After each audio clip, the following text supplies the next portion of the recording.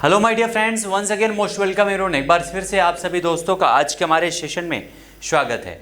जितने भी लोग हमारे साथ जुड़े हुए हैं सारे लोग एक बार जल्दी से सेशन को लाइक कर दीजिएगा, शेयर कर दीजिएगा। फिर हम बढ़ते हैं आज के हमारे द पॉइंटर एनालिसिस में, जिसमें हम डिस्कस करेंगे सारे क्वेश्चन को, मोस्ट इंपॉर्टेंट जो आज आपके डेली करंट अफेयर से संबंधित हैं, और उसके साथ साथ उन सारे क्वेश्चन से संबंधित जनरल अवेयरनेस के पॉइंट जो आपको जानना जरूरी है और जो आपके एग्जाम में कभी कभी पूछे जाते हैं। ठीक है, तो आइए बढ़ते हैं आज के हमारे सेशन की तरफ और देखते हैं पहला क्वेश्चन हमारा क्या है। फर्स्ट क्वेश्चन आपके सामने है कि किस संस्था ने भारतीय नौसेना के साथ मिलकर स्वदेशी रूप से विकसित नौसैनिक एंटी शिप मिसाइल का पहला सफल उड़ान परीक्षण किया है? कौन सी संस्था ने भारतीय नौसेना के साथ मिलकर के अभी हाल ही में नौसैनिक एंटी शिप मिसाइल का पहला सफल परीक्षण किया है? ये रक्षा अनुसंधान एवं विकास संगठन के द्वारा। किसके द्वारा? रक्षा अनुसंधान एवं विकास संगठन। रक्षा अनुसंधान विकास संगठन का मतलब DRDO के द्वारा। ठीक है, DRDO के द्वारा किया गया है। कहाँ से किया गया है? तो चांदीपुर से, चांदीपुर रेंज से किया गया है इसका सफल परीक्षण। DRDO की बात करें तो DRDO की जो स्थापना है वो 1958 में की गई थी, और इसका जो कैपिटल है या इसका मुख्यालय है वो कहाँ पर है? तो वो है नई दिल्ली में। कहाँ पर? नई दिल्ली में इसका मुख्यालय है, याद रखिएगा DRDO का। और ये भी पॉइंट ध्यान रखिएगा, DRDO का जो चीफ होता है वो भारत सरकार का रक्षा सलाहकार भी होता है। ये पॉइंट भी ध्यान दीजिएगा। ठीक है, दिल्ली में इसका मुख्यालय है, 1958 में स्थापना हुई थी, और इसी के द्वारा चांदीपुर में रक्षा अनुसंधान और विकास संगठन के द्वारा नौसैनिक एंटीशिप मिसाइल का सफल परीक्षण किया गया है। नेक्स्ट हमारा है, किसने बौद्ध संस्कृति और विरासत के लिए अंतर्राष्ट्रीय केंद्र की आधारशिला रखी है? तो बौद्ध संस्कृति और विरासत के लिए अंतर्राष्ट्रीय केंद्र की आधारशिला किसके द्वारा रखी गई है? तो हमारे देश के प्रधानमंत्री नरेंद्र मोदी के द्वारा। जब वो इस समय अभी हाल ही में नेपाल की यात्रा पर थे, तभी उन्होंने नेपाल में लुम्बिनी में इसकी आधारशिला रखी है, बौद्ध संस्कृति और विरासत के लिए अंतर्राष्ट्रीय केंद्र की। बौद्ध की बात करें तो इसकी शुरुआत महात्मा बुद्ध के द्वारा की गई है। किसके द्वारा? महात्मा बुद्ध के द्वारा।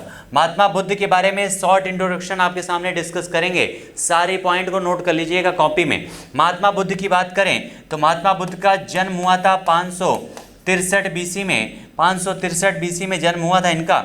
इनके जो पिताजी का नाम था, पिताजी का नाम क्या है महात्मा बुद्ध के? तो वो है शुद्धोधन। ठीक है, शुद्धोधन कौन से वंश के हैं? तो शाक्य कुल के थे।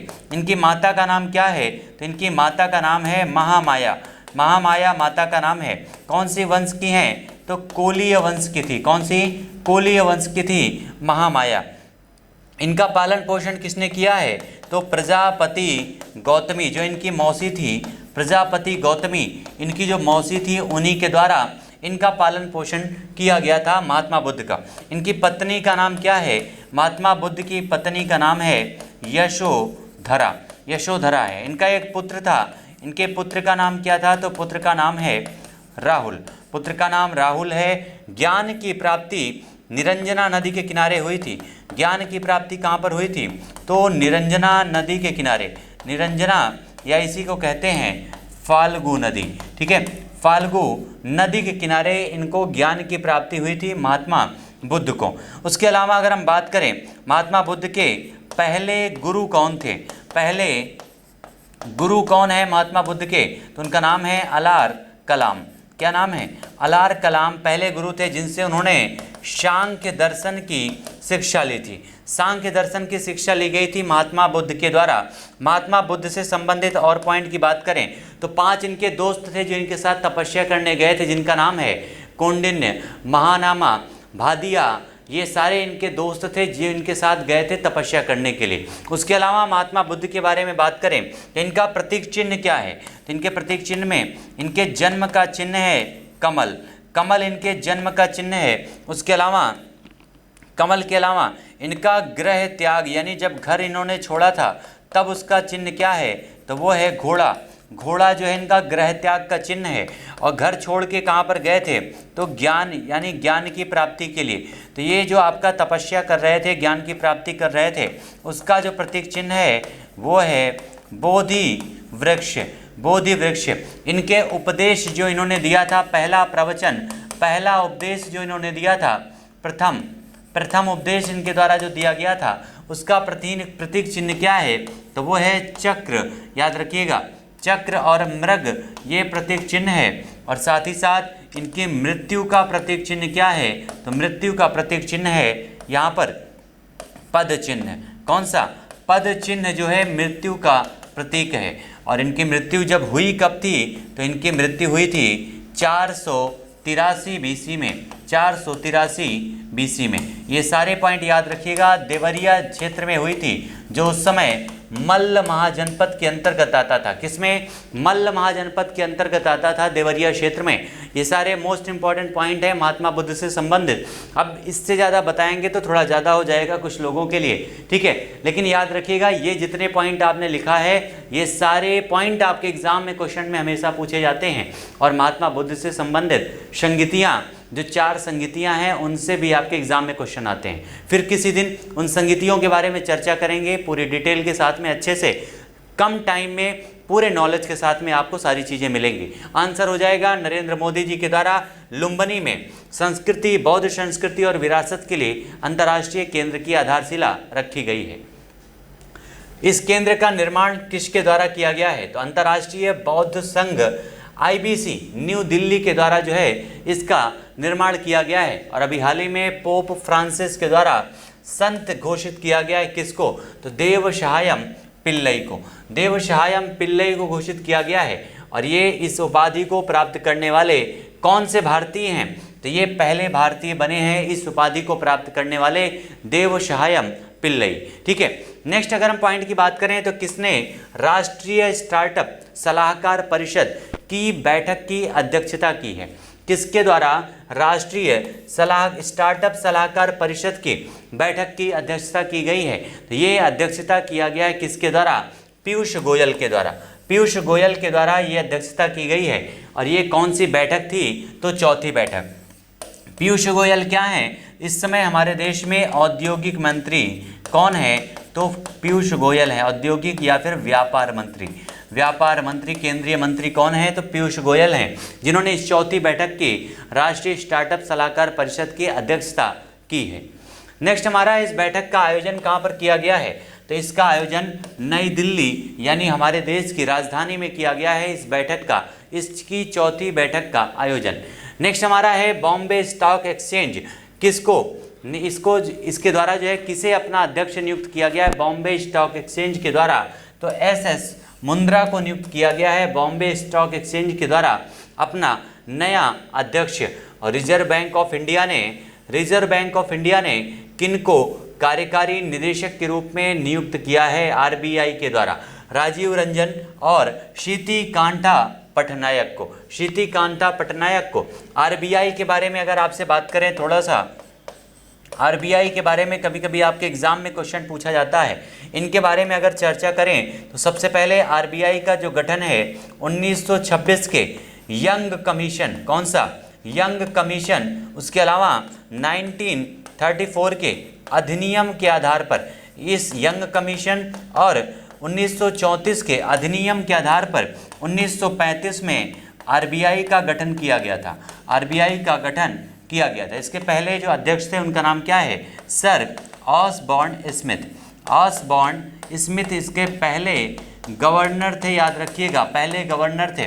और इस समय गवर्नर कौन है? तो उनका नाम है शक्तिकांत दास। कौन है? शक्तिकांत दास इस समय इसके गवर्नर हैं। उसके अलावा बात करें RBI की तो 1935 में बनने के बाद इसका राष्ट्रीयकरण 1949 में किया गया था। इसका मुख्यालय कहाँ पर है? तो मुंबई में इसका मुख्यालय है RBI बैंक का।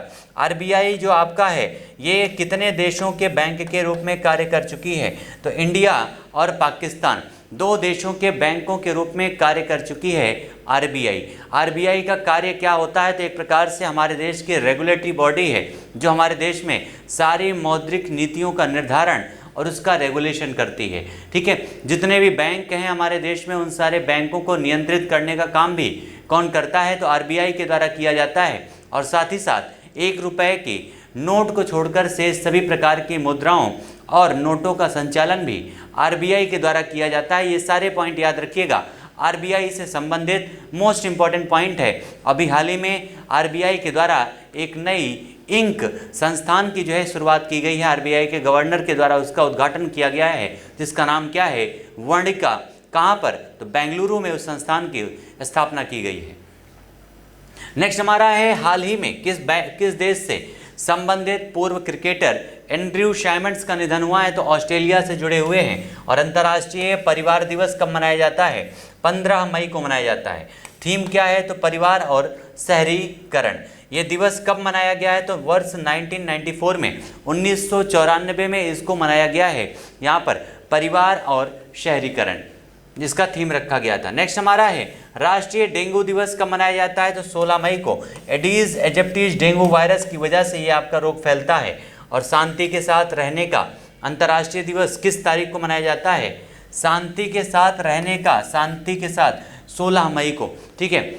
यानी एक प्रकार से दुनिया में शांति के लिए जो आपका अंतर्राष्ट्रीय दिवस है 16 मई को ये आपका सेलिब्रेट किया जाता है। और पहली बार international day of living together in peace, यही आपका सेम, ये आपका क्वेश्चन शायद रिपीट हो गया है, ठीक है। सेम क्वेश्चन है, इंग्लिश में लिखा हुआ है, 16 मई 2018 को इसको पहली बार मनाया गया था। हाल ही में भारत के 52वें टाइगर रिजर्व के रूप में किसे अधिसूचित किया गया है, हमारे देश का 52वां टाइगर रिजर्व अभी हाल ही में किसे घोषित किया गया है, रामगढ़ विषधारी टाइगर रिजर्व राजस्थान। राजस्थान हमारे देश का क्षेत्रफल के मामले में, क्षेत्रफल में पहले स्थान पर है, याद रखिएगा राजस्थान। हमारे देश का सबसे बड़ा मरुस्थल, थार का मरुस्थल कहाँ पर है, राजस्थान में है। राजस्थान में किस पार्टी की गवर्नमेंट इस समय है, कांग्रेस पार्टी की गवर्नमेंट है। गहलोत इस समय यहाँ पर, गहलोत जी क्या है इस समय, राजस्थान के मुख्यमंत्री के रूप में कार्यरत हैं। उसके अलावा राजस्थान की बात की जाए तो पाकिस्तान देश से टच करता है राजस्थान। इसी राजस्थान में जैसलमेर में सबसे बड़ा खादी के तिरंगे को फहराया गया था। सबसे बड़ा खादी तिरंगा राजस्थान के जैसलमेर में। राजस्थान में ही कई सारे नेशनल पार्क हैं, जिनमें केवलादेव राष्ट्रीय उद्यान है। राजस्थान की कैपिटल क्या है, तो जयपुर, जयपुर इसकी कैपिटल है। और जयपुर को, यहीं पर जयपुर जो आपका हवा महल है, जयपुर को गुलाबी शहर के नाम से जाना जाता है, गुलाबी शहर के नाम से। जयपुर जो शहर है इसको यूनेस्को की सूची में शामिल किया गया है, याद रखिएगा, यूनेस्को की सूची में शामिल किया गया है। यूनेस्को का मतलब United National Educational Scientific and Cultural Organization, जिसकी स्थापना 1948 में की गई थी और हेडक्वार्टर है फैशन की नगरी पेरिस में, फ्रांस में, ठीक है। यूनेस्को के द्वारा घोषित किया गया है। उसके अलावा इसी जयपुर में दुनिया का तीसरा सबसे बड़ा स्टेडियम, दुनिया का तीसरा सबसे बड़ा स्टेडियम बनने वाला है, याद रखिएगा। सबसे बड़ा स्टेडियम कहाँ पर, जयपुर में बनने वाला है। अब तीसरे का मतलब है इसके पहले दो हैं, तो कौन कौन से हैं, तो सबसे बड़ा दुनिया का स्टेडियम है नरेंद्र मोदी स्टेडियम, गुजरात। उसके अलावा MCG यानी आपका मेलबोर्न क्रिकेट ग्राउंड, ये दूसरे स्थान पर है। और तीसरा सबसे बड़ा जो स्टेडियम बनेगा वो है यहाँ पर जयपुर में बनने वाला स्टेडियम राजस्थान में। ये सारे मोस्ट इंपॉर्टेंट पॉइंट हैं राजस्थान से संबंधित। और इसी राजस्थान में आपका है राणा प्रताप झील, राणा प्रताप परियोजनाएं भी यहाँ पे आपसे शुरुआत की गई है राजस्थान में। नेक्स्ट अगर हम पॉइंट की बात करें, अगला हमारा पॉइंट है राजस्थान का कौन सा टाइगर रिजर्व है, तो ये चौथा टाइगर रिजर्व है राजस्थान का, जिसको टाइगर रिजर्व के रूप में नामित किया गया है। इसके पहले 3 हैं, कौन कौन से, Ranthambore tiger reserve, Sariska, Mukundra tiger reserve. इन 3 टाइगर रिजर्व यहाँ पर पहले से घोषित हैं। यानी टोटल टाइगर रिजर्व की संख्या कितनी हो चुकी है, तो टोटल हो चुकी है 4। अगला हमारा क्वेश्चन है, भारत में विश्व के बाघों की प्रतिशत आबादी कितनी रहती है, तो टोटल 70। कितना, केवल कितने प्रतिशत, 70% आबादी रहती है, जिनमें से टोटल उनकी संख्या कितनी है, तो 2967 है टोटल कुल संख्या है बाघों की। उसके अलावा हाल ही में किसने फोर्ब्स की 2020-22 के लिए जारी सबसे ज़्यादा कमाई करने वाले एथलीटों की सूची में शीर्ष स्थान प्राप्त किया है। यह आपका टाइगर में एक अवार्ड दिया जाता है जिसका नाम है TX2 अवार्ड। ये सत्यमंगलम टाइगर रिजर्व को इस बार दिया गया है। किसको, Sathyamangalam tiger reserve, Sathyamangalam tiger reserve को दिया गया है। और ये है कहाँ पर? तो ये है तमिलनाडु में। ठीक है, कहाँ पर है? तमिलनाडु में है, याद रखिएगा। और यहाँ पर फोर्ब्स की सूची में सबसे ज़्यादा कमाई करने वाला व्यक्ति कौन है एथलीटों में? तो उसका नाम है लियोनेल मेसी। फुटबॉल से संबंधित है, अर्जेंटीना से है, याद रखिएगा, लियोनेल मेसी। दूसरे स्थान पर कौन है? तो क्रिस्टियानो रोनाल्डो, 115 मिलियन डॉलर के साथ में। लेकिन सबसे ज़्यादा गोल करने के मामले में क्रिस्टियानो रोनाल्डो पहले स्थान पर हैं, ये पॉइंट ध्यान दीजिएगा। नेक्स्ट हमारा है, हाल ही में त्रिपुरा के 12वें मुख्यमंत्री के रूप में किसने शपथ लिया है? तो डॉक्टर माणिक शाह ने, भारतीय जनता पार्टी से संबंधित हैं। त्रिपुरा बांग्लादेश से घिरा हुआ है, किसकी जगह पर इन्होंने शपथ लिया है? तो विप्लव कुमार देव, विप्लव कुमार देव के स्थान पर इन्होंने शपथ लिया है, जो 11वें मुख्यमंत्री थे त्रिपुरा के। हाल ही में 25वें मुख्य चुनाव आयुक्त किसे चुना गया है? तो राजीव कुमार सुशील चंद्रा के स्थान पर चुने गए हैं, यहाँ पर मुख्य चुनाव आयुक्त के रूप में। सोमालिया का नया राष्ट्रपति किसे चुना गया है? तो हसन शेख मोहम्मद को चुना गया है। और हाल ही में badminton world federation Thomas cup 2022 का आयोजन कहाँ पर किया गया? ये मोस्ट इंपॉर्टेंट क्वेश्चन है, मोस्ट इंपॉर्टेंट क्वेश्चन है यहाँ पर। Badminton world federation Thomas cup 100% आपके एग्जाम में आने वाला है, ये क्वेश्चन याद रखिएगा। इसमें ये जो आयोजन किया गया है, कहाँ पर किया गया है? बैंकॉक में किया गया है, जिसका 32वां संस्करण था। कौन सा? 32वां संस्करण है इस आयोजन का, थॉमस कप का। और ये इस वजह से खास है क्योंकि इस बार इसका विजेता भारत बना है। और ये भारत इस वजह से खास है क्योंकि भारत ने इस टूर्नामेंट को, इस खिताब को पहली बार जीता है। यानी भारत ने अपना पहला थॉमस कप किस देश को पराजित करके जीता है? तो इंडोनेशिया को पराजित किया है 3-0 से। और इंडोनेशिया इस कप को 10 से ज़्यादा बार जीत चुका है, लगभग 13 से 14 बार जीत चुका है इंडोनेशिया, जिसको भारत ने पराजित किया है 3-0 से, याद रखिएगा। और इंडोनेशिया को पराजित करके भारत ने पहली बार थॉमस कप पर कब्जा किया है, जिसका आयोजन बैंकॉक थाईलैंड में किया गया था, 32वां संस्करण। नेक्स्ट हमारा है, हाल ही में राष्ट्रीय डाटा और एनालिटिक्स प्लेटफॉर्म का अनावरण किसके द्वारा किया गया है? तो सुमन के बेरी। किसके द्वारा? सुमन के बेरी, जो उपाध्यक्ष हैं नीति आयोग की। ठीक है, नीति आयोग के उपाध्यक्ष हैं। नीति आयोग के बारे में थोड़ा अगर चर्चा करें तो नीति मतलब क्या होता है? नीति का मतलब होता है national institution for transforming India. क्या होता है? National institution for transforming India. इस नीति आयोग का जो स्थापना है हमारे देश में, इसके पहले एक आयोग था जिसका नाम है योजना आयोग। योजना आयोग जिसको 1950 में बनाया गया था। इसी योजना आयोग को आपका 15 अगस्त 2014 में इसको समाप्त कर दिया गया। 15 अगस्त 2014 में समाप्त कर दिया गया और एक नया नीति आयोग बना दिया गया 1 जनवरी 2015 से। ठीक है, 2015 से एक नया आयोग बना जिसका नाम है नीति आयोग। ये हमारे देश का एक थिंक टैंक होता है, जो एक प्रकार का नॉन कॉन्स्टिट्यूशनल बॉडी है। ठीक है, नॉन कॉन्स्टिट्यूशनल बॉडी है नीति आयोग, जो हमारे देश में एक प्रकार से नीतियों का निर्धारण करती है। उसके साथ साथ इसका अध्यक्ष कौन होता है? इसके प्रेसिडेंट जो होते हैं वो प्राइम मिनिस्टर होते हैं, जो भी उस समय हो। यानी इस समय कौन है? तो प्रधानमंत्री नरेंद्र मोदी। वाइस प्रेसिडेंट कौन है? तो इस समय अभी हाल ही में वाइस प्रेसिडेंट चेंज हुए हैं, यानी राजीव कुमार की जगह पर सुमन के बेरी की नियुक्ति की गई है। सुमन के बेरी जो आपका नाम लिखा हुआ है। उसके अलावा इसके CEO यानी चीफ एग्जीक्यूटिव ऑफिसर इसके कौन हैं? तो इस समय उनका नाम है अमिताभ कांत। क्या नाम है? अमिताभ कांत इनका नाम है, याद रखिएगा, अमिताभ कांत, जिनका जो इस समय CEO बनाए गए हैं नीति आयोग के। ये सारे पॉइंट याद रखिएगा। नीति आयोग ये काफ़ी इंपॉर्टेंट आयोग है हमारे देश में नीतियों का निर्धारण करने में।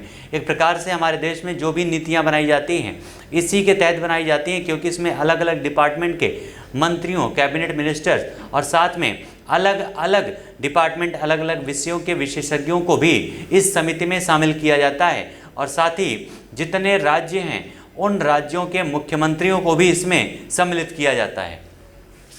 इसकी स्थापना के बारे में अभी हम डिस्कस कर चुके हैं। 1 जनवरी 2015 में दिल्ली में मुख्यालय है। नरेंद्र मोदी जी इसके अध्यक्ष हैं और अमिताभ कांत इसके CEO हैं। ये सारे कॉमन पॉइंट हैं जो आप ध्यान रखिएगा। नीति आयोग से संबंधित। आइए बढ़ते हैं नेक्स्ट पॉइंट पर। अभी हाल ही में निधन हुआ शेख खलीफा बिन जायर अल नहयान कौन से देश के राष्ट्रपति थे? कौन से देश के राष्ट्रपति थे? तो संयुक्त अरब अमीरात यानी यूएई के। कहाँ के? यूएई के राष्ट्रपति थे, याद रखिएगा, संयुक्त अरब अमीरात के। संयुक्त अरब अमीरात जहाँ पर इस पूरे कोविड काल में आईपीएल का आयोजन किया गया, यहाँ पर T20 वर्ल्ड कप का आयोजन किया गया। उसके अलावा FATF के द्वारा यानी फाइनेंशियल एक्शन टास्क फोर्स के द्वारा अभी हाल ही में यूएई को ग्रे लिस्ट में रखा गया है। ग्रे लिस्ट में शामिल और देश कौन कौन से हैं? तो तुर्की भी शामिल है, पाकिस्तान भी शामिल है, लेकिन जिम्बाब्वे को बाहर कर दिया गया इस लिस्ट से, ये भी ध्यान दीजिएगा, ठीक है, यूएई के द्वारा।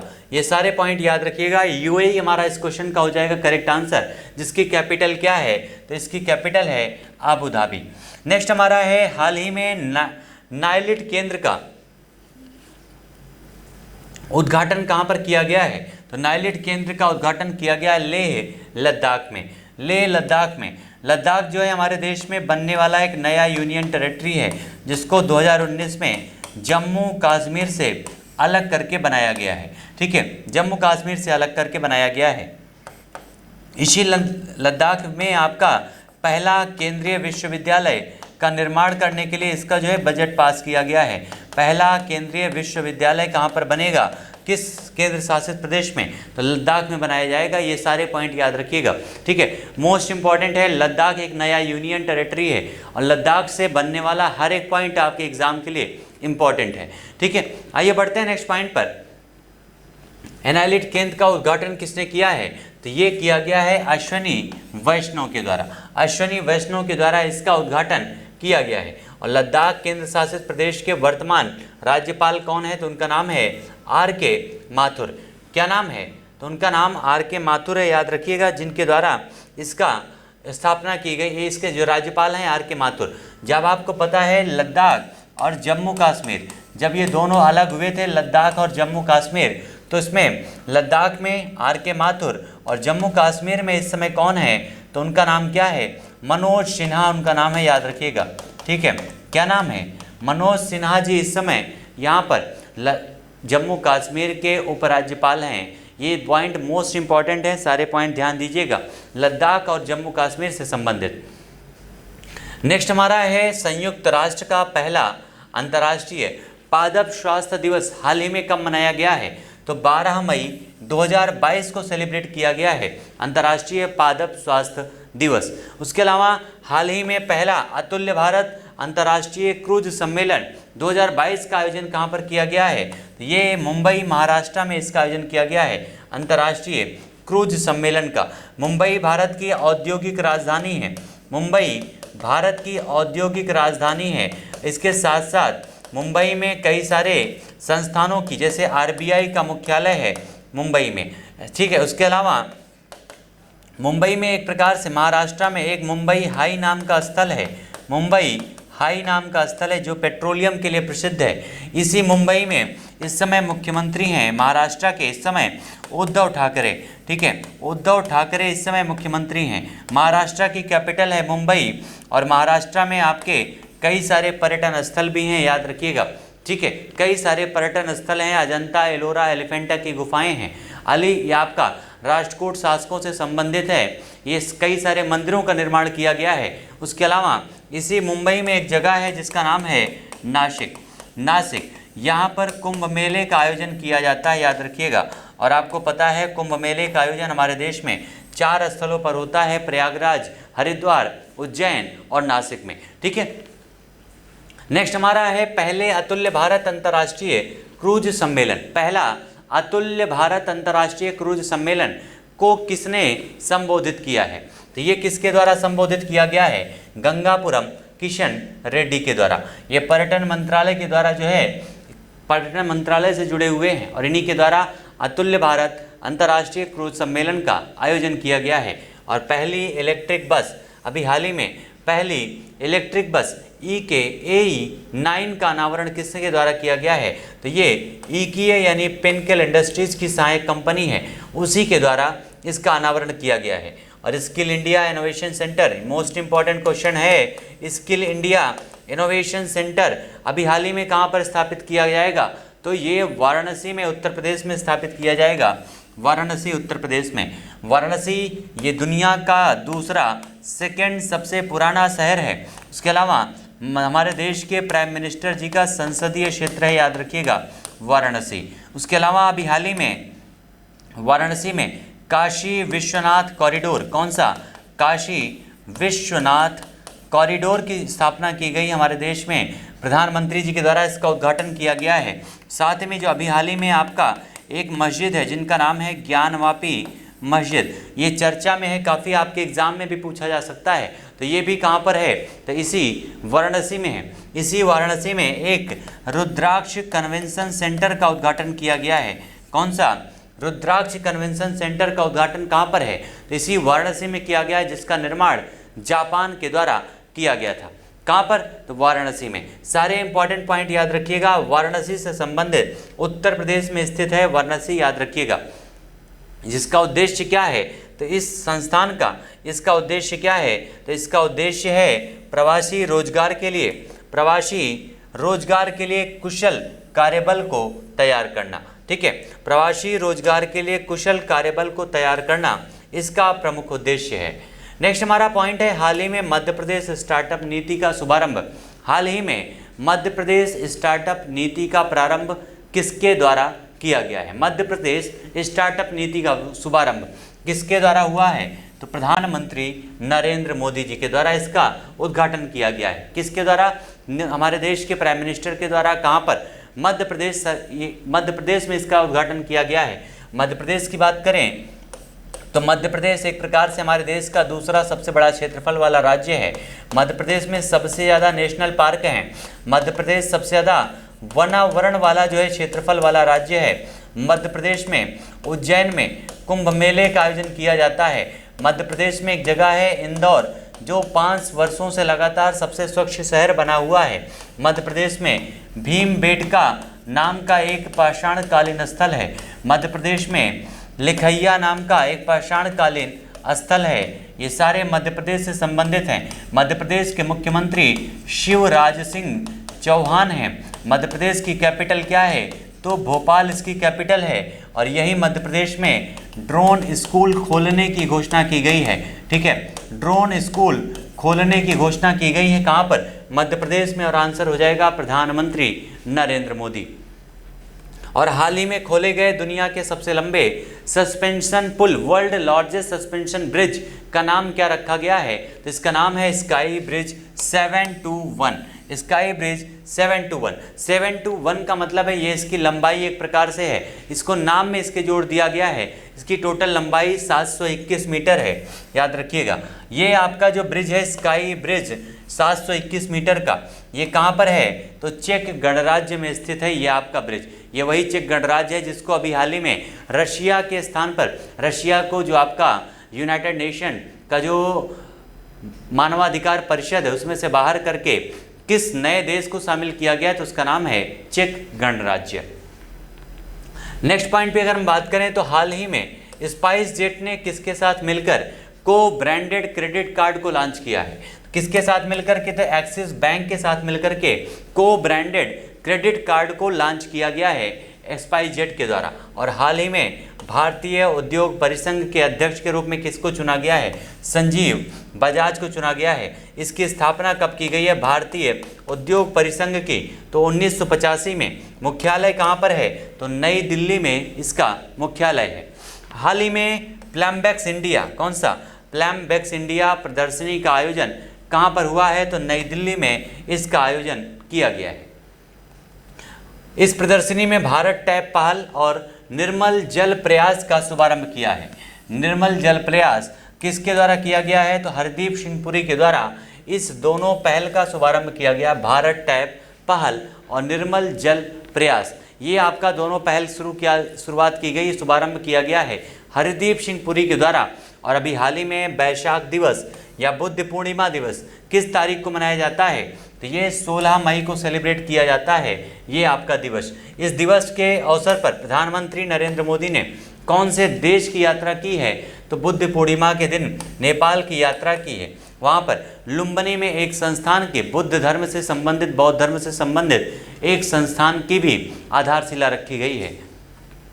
और हाल ही में भारत किस देश को पछाड़ करके चौथा सबसे बड़ा वाहन बाजार बन गया है? तो किसको पीछे छोड़ा है? तो जर्मनी को। ये जर्मनी वही देश है जिसके अभी हाल ही में चांसलर का परिवर्तन हुआ है। जो एंजेला मार्केल पहले इसकी चांसलर थी, उनकी जगह पर ओलाफ सोल्ज इस समय नए चांसलर बन चुके हैं जर्मनी के, जिनसे अभी हाल ही में हमारे देश के प्रधानमंत्री जी मिलकर आए हैं, जब उन्होंने यूरोपीय देशों की यात्रा की थी, जिनमें फ्रांस, जर्मनी, उसके अलावा डेनमार्क के साथ साथ नॉर्डिक देशों के साथ में भी यहाँ पर बैठक की गई थी। पहले शीर्ष जो स्थान पर देश है उनका नाम क्या है? चौथा सबसे बड़ा बाजार बना है भारत किसको पछाड़ करके? तो जर्मनी को। पहले स्थान पर कौन है? तो चाइना है। अमेरिका दूसरे स्थान पर है। जापान तीसरे स्थान पर है। यहाँ पर अगर हम चाइना की बात करें थोड़ा सा इसके बारे में, तो चीन की जो कैपिटल है उसका नाम क्या है? बीजिंग। चीन की कैपिटल क्या है? बीजिंग। इसकी कैपिटल का नाम है चाइना की, ठीक है, चाइना की कैपिटल है बीजिंग। उसके साथ साथ अभी हाल ही में इसी बीजिंग में शीतकालीन ओलंपिक का, कौन सा? शीतकालीन ओलंपिक का आयोजन किया गया था इसी बीजिंग में। चाइना की एक और शहर है जिसका नाम है शंघाई। कौन सा? शंघाई एक शहर है चाइना में। इसी शंघाई में एनडीबी का मुख्यालय है। एनडीबी का जो निर्माण है ये किसके द्वारा किया गया है? तो ब्रिक्स देशों के द्वारा। ब्रिक्स यानी ब्राज़ील, रशिया, इंडिया, चाइना और साउथ अफ्रीका के द्वारा इसका निर्माण 2014 में इसकी स्थापना की गई है, याद रखिएगा। इसी एनडीबी में शामिल होने वाले 4 नए देश कौन कौन से हैं? तो बांग्लादेश है, उरुग्वे है, मिस्र है, उसके अलावा यूएई है। कौन से? यूएई है। ये 4 देश, नए देश इसमें शामिल हुए हैं एनडीबी में। टोटल सदस्यों की संख्या हो चुकी है टोटल इस समय 9। उसके अलावा इसी चाइना में एक शहर है जिसका नाम है वुहान। ये वही शहर है जहाँ से कोविड-19 बीमारी पूरी दुनिया में फैली और करोड़ों लोगों को मौत की नींद सुला दी है। चाइना की सबसे बड़ी नदी कौन सी है? तो यांगशी नदी है। कौन सी? यांगशी नदी है जो एशिया की सबसे बड़ी नदी है। चाइना की शोक किस नदी को कहा जाता था? तो वांगहो नदी को कहा जाता था चाइना का शोक, लेकिन इस समय नहीं कहा जाता क्योंकि इस समय इसकी कंडीशन सुधर गई है, विकास कर लिया गया है, जिसके माध्यम से वो अपने क्षेत्रों में विकास में योगदान दे रही है। चाइना अगर हम बात करें तो दुनिया का सबसे बड़ा पॉपुलेशन वाला देश है। पॉपुलेशन के मामले में सबसे ज़्यादा पॉपुलेशन कहाँ पर है? तो इसी चाइना में है, याद रखिएगा ये सारे पॉइंट चाइना से संबंधित। और अभी हाल ही में किस देश के द्वारा हमारे देश का एक राज्य है जिसका नाम है अरुणाचल प्रदेश, उसको अपने राज्य के रूप में दिखाया गया है, तो उसका नाम है चाइना। हमारे देश के अक्साई क्षेत्र में, अक्साई चीन क्षेत्र में जो कब्जा करके रखा गया है वो चाइना के द्वारा कब्जा करके रखा गया है। ये सारे पॉइंट याद रखिएगा। और साथ ही साथ चाइना ऐसा देश है जो हमेशा विस्तारवाद की नीति पर चलता है और हमेशा वो कब्जे की फिराक में रहता है। आप देखेंगे वो चाहे मंगोलिया हो या ताइवान हो या भारत की तरफ बढ़ने का क्षेत्र हो या तिब्बत हो, हर जगह वो कब्जा करना चाहता है और इसीलिए कई सारे देशों के साथ इसके विवाद हैं। और चाइना लगभग 13 देशों के साथ अपना बॉर्डर शेयर करता है, याद रखिएगा। चलिए आइए बढ़ते हैं नेक्स्ट पॉइंट पर। अगला हमारा है हाल ही में लोक मिलनी कार्यक्रम का शुभारंभ। कौन सा? लोक मिलनी कार्यक्रम का शुभारंभ किस राज्य में किया गया है? लोक मिलनी कार्यक्रम शुभारंभ कहाँ पर किया गया है? तो पंजाब में किया गया है। इस कार्यक्रम का शुभारंभ किसने किया?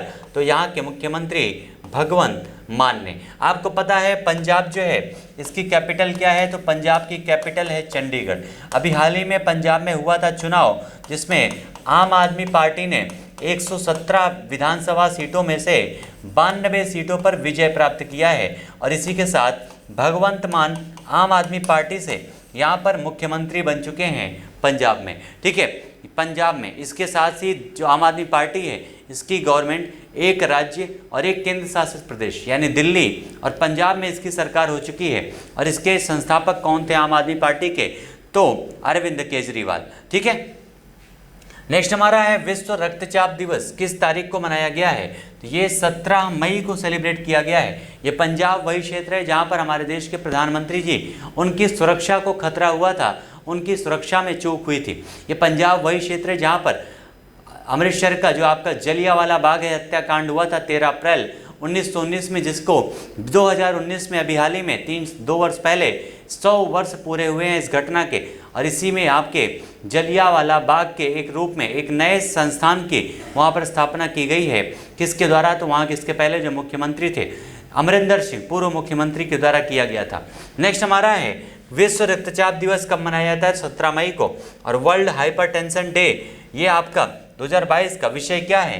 तो अपने रक्तचाप को सटीक रूप से मापें और इसे नियंत्रित करें और लंबे समय तक जीवित रहें, इसका थीम रखा गया है। हाल ही में विश्व दूरसंचार और सूचना समाज दिवस 2022 किस तारीख को मनाया गया है? तो ये सेलिब्रेट किया गया है 17 मई को। 17 मई को इसको सेलिब्रेट किया गया है, जिसका विषय क्या रखा गया है?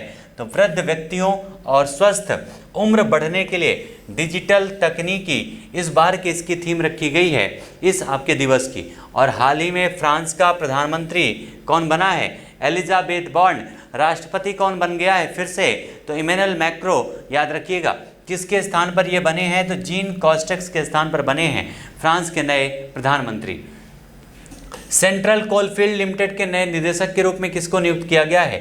तो राम बाबू प्रसाद को नियुक्त किया गया है। और किस बैंक ने कोरियन बैंक KEB हाना बैंक पर 59 लाख रुपीस का जुर्माना लगाया है? एक विदेशी बैंक पर जुर्माना लगाया गया है किसके द्वारा? RBI के द्वारा। RBI के द्वारा किया गया है और RBI के बारे में हमने आपको बताया भी है। और आज फिर से एक बार ओल्डली बताते हैं, याद रखिएगा दिमाग में, ताकि आपके छप जाए, ताकि गलतियां ना हो।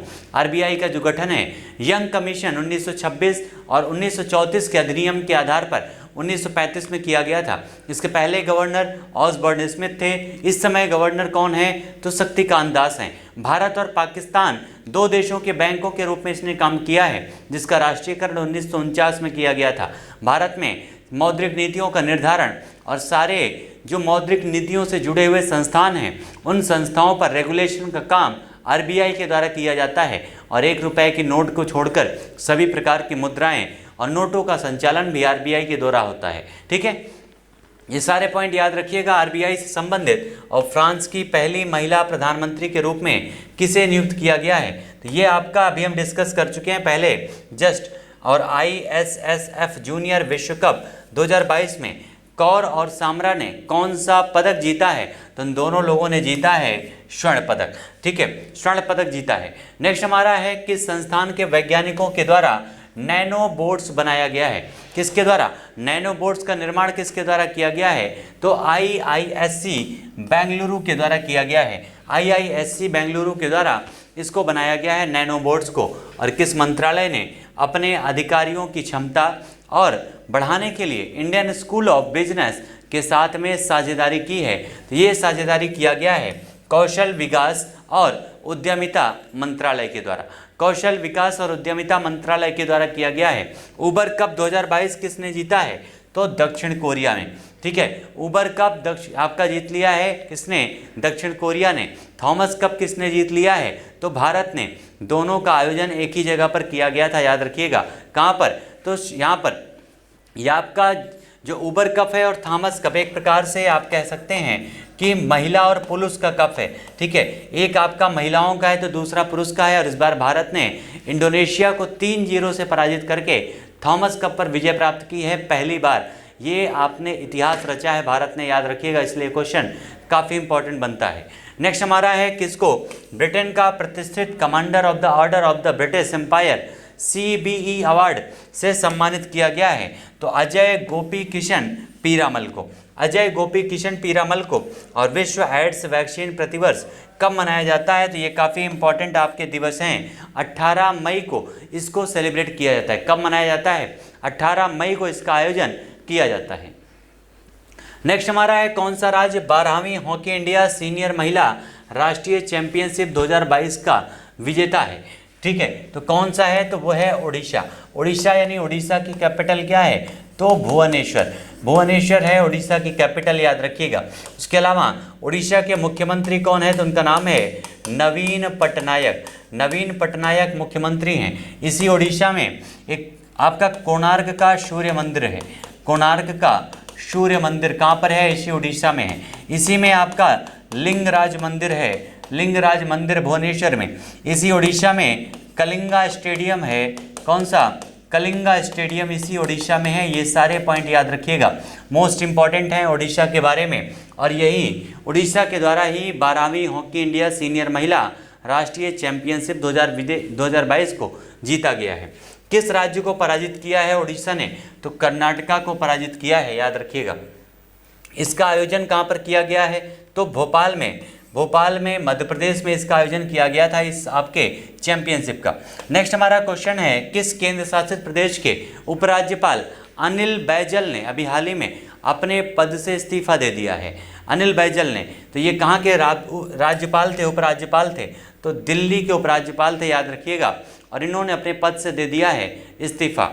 नेक्स्ट हमारा क्वेश्चन है, किस देश ने रेडियोधर्मी अपशिष्ट जल को समुद्र में छोड़ने की मंजूरी दी है, तो ये मंजूरी दी गई है किसके द्वारा, जापान के द्वारा। जापान एक छोटा सा कई सारे आइलैंड में विभक्त देश है, जो कई सारे द्वीपों, छोटे छोटे आइलैंड से मिलकर बना हुआ है, जिनमें सिक्योको, होक्काइडो, होन्शु, क्यूशु, ये सारे आपके द्वीप शामिल हैं। और आपको पता है वो जापान ही है जिसके ऊपर 9 अगस्त और 6 अगस्त और 9 अगस्त को हिरोशिमा और नागासाकी पर परमाणु बम गिराया गया था अमेरिका के द्वारा, ठीक है। जापान की अगर बात करें तो इसकी कैपिटल क्या है, तो टोक्यो है, जहां पर इस बार ओलंपिक और पैरालंपिक का आयोजन किया गया था। ओलंपिक और पैरालंपिक का आयोजन, दोनों आयोजन किए गए थे इसी जापान में। और पैरालंपिक का आयोजन 2 बार करने वाला टोक्यो एकमात्र पूरे एशिया का शहर बन चुका है, याद रखिएगा। टोक्यो ओलंपिक का जो आपका पैरालंपिक है, इसका 2 बार आयोजन करने वाला एकमात्र शहर कौन सा बन गया है, तो वो बना है टोक्यो। इस ओलंपिक में भारत ने 7 मेडल, पैरालंपिक में भारत ने 19 मेडल जीते थे, ये पॉइंट भी ध्यान रखिएगा। जापान के प्रधानमंत्री इस समय कौन है, उनका नाम है फूमियो किशिदा। क्या नाम है, फूमियो किशिदा नाम है जापान के प्रधानमंत्री का नाम।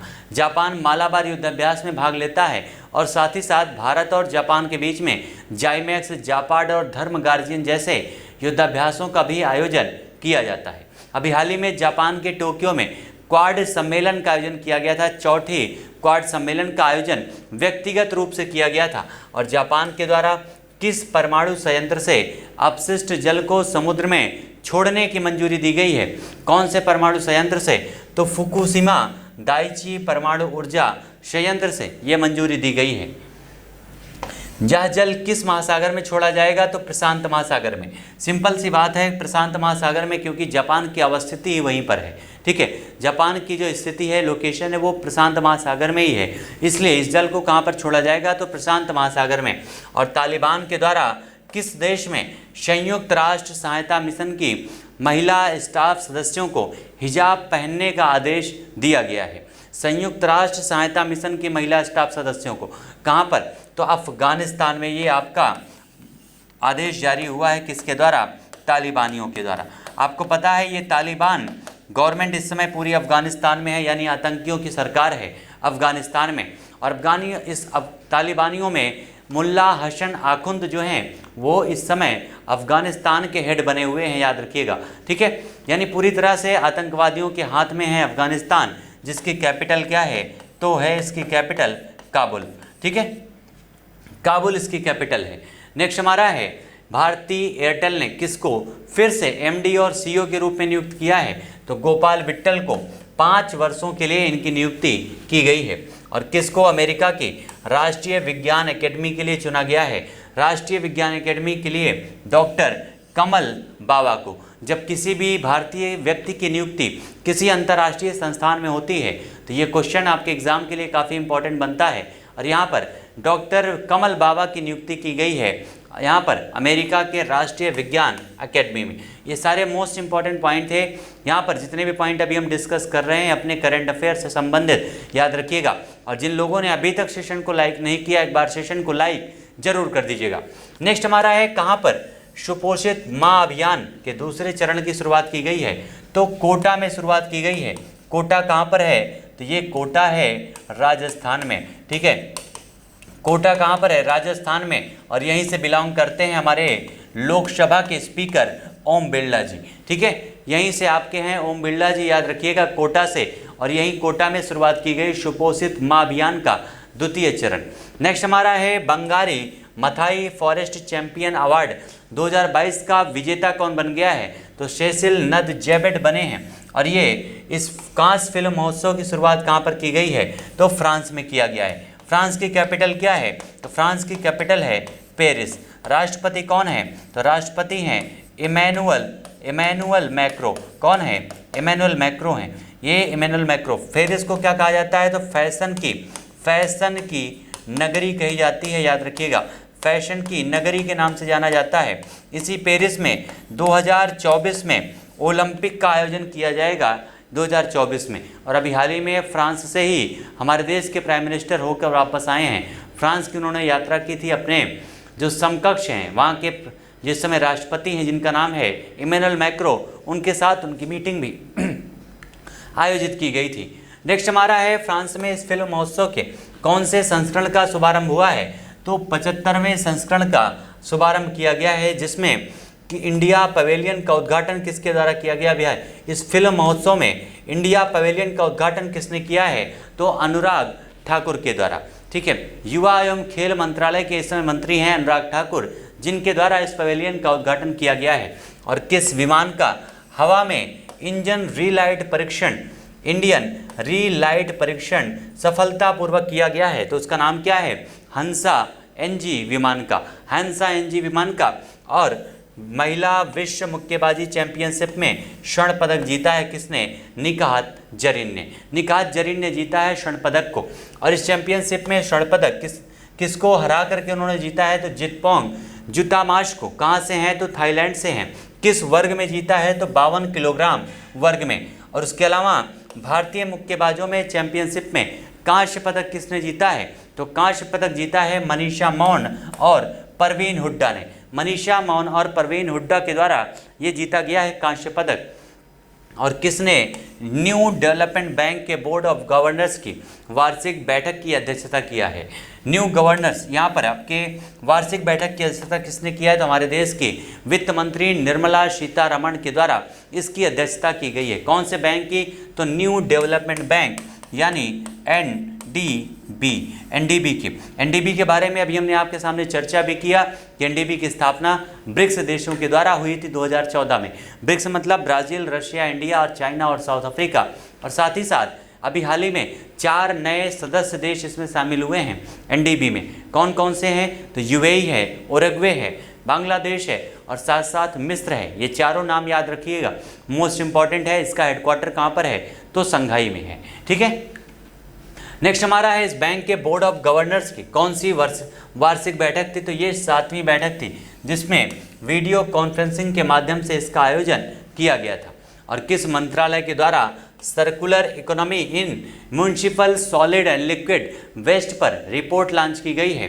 तो आवास और शहरी मामलों के मंत्रालय के द्वारा इस रिपोर्ट को लॉन्च किया गया है। और कौन से देश के द्वारा 2022 में ब्रिक्स विदेश मंत्रियों की बैठक की अध्यक्षता की गई है? तो चाइना के द्वारा ब्रिक्स विदेश मंत्रियों की बैठक की अध्यक्षता की गई है। और आपको पता है ब्रिक्स यानी आपके जो अभी हम डिस्कस कर रहे थे ब्रिक्स देश, इसकी स्थापना 2009 में की गई थी। रशिया में एक जगह है जिसका नाम है येकतिनबर्ग। कौन सा? येकतिनबर्ग में। ठीक है, येकतिनबर्ग में इसकी स्थापना की गई थी, जिसमें 5 देश शामिल हैं। और इसकी बैठक की अध्यक्षता, इसकी जो 13वीं बैठक थी, इसका 13वीं जो मीटिंग थी ब्रिक्स की, इसकी अध्यक्षता भारत के द्वारा की गई थी। लेकिन इस बार 2022 में इसकी अध्यक्षता सौंपी गई है किसको? तो चीन को सौंपी गई है। 2022 में ब्रिक्स से संबंधित जितने भी सम्मेलन होंगे, उन सारे सम्मेलनों की अध्यक्षता चाइना के द्वारा किया जाएगा, याद रखिएगा। ठीक है, नेक्स्ट हमारा है भारत का इसमें प्रतिनिधित्व किसने किया था? तो हमारे देश के विदेश मंत्री एस जयशंकर प्रसाद ने इसका प्रतिनिधित्व किया है। और इंडिगो एयरलाइंस ने किसको नया प्रमुख अभी हाल ही में कार्यकारी अधिकारी नियुक्त किया है? पीटर एल्बर्स को। विलियम ई कोबली पुरस्कार 2022 का विजेता किसे घोषित किया गया है? तो वेस्ले मॉर्गन को घोषित किया गया है। और ये जो पुरस्कार है किसके लिए उनको दिया गया है? द हार्डेस्ट प्लेस के लिए। उनकी किताब जो है द हार्डेस्ट प्लेस के लिए जो उनकी पुस्तक है, उसी के लिए उनको ये सम्मान दिया गया है। इस प्रकार से आज का हमारा जो सेशन है करंट अफेयर पॉइंटर का एनालिसिस, वो यहाँ पर कंप्लीट होता है। जो भी मोस्ट इंपॉर्टेंट क्वेश्चन बनते थे हमारे एनालिसिस सेशन में द पॉइंटर बुक के, उन सारे क्वेश्चन को हम लोगों ने डिस्कस किया है अपने डेली करंट अफेयर सेशन में। उम्मीद करते हैं आप लोगों ने एंजॉय किया होगा सेशन का। और एक बार सारे लोग जितने लोग हमारे साथ सेशन में जुड़े हुए थे, कमेंट करके आंसर जरूर बताइएगा कि आपको ये सेशन कैसा लगा, ठीक है। और सारे क्वेश्चन को जिस तरह से एनालिसिस किया गया है, जीए यानी जनरल अवेयरनेस को पॉइंट को जिस तरह से हम लोगों ने एनालिसिस किया है, वो सेशन कैसा था, एक बार कमेंट में आंसर जरूर बताइएगा। और मिलते हैं फिर से अपने अगले सेशन में नए टॉपिक के साथ में, नए क्वेश्चन के साथ में। तब तक के लिए आप सभी लोगों को धन्यवाद।